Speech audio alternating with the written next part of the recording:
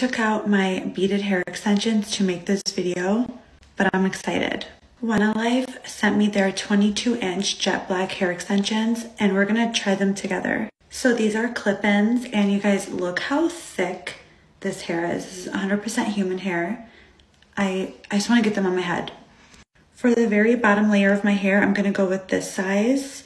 When you buy hair extensions, and they just feel like stringy, and sometimes you need 2 packs, because if you watch my other videos, when I use hair, like clip-in hair extensions, I have to buy 2 packs. So the fact that these are thick, I'm really excited. I'm not gonna show all the hair yet, but for the sides, I'm gonna use these little ones. I'm just gonna clip them right here on the sides, and this is how I do my clip-ins. I kind of just tease the hair with the clip, and that's it.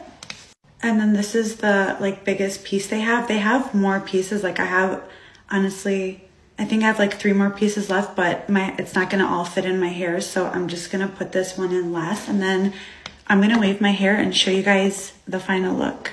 So I just waved my hair with these hair extensions, and look how gorgeous. I've used so many different hair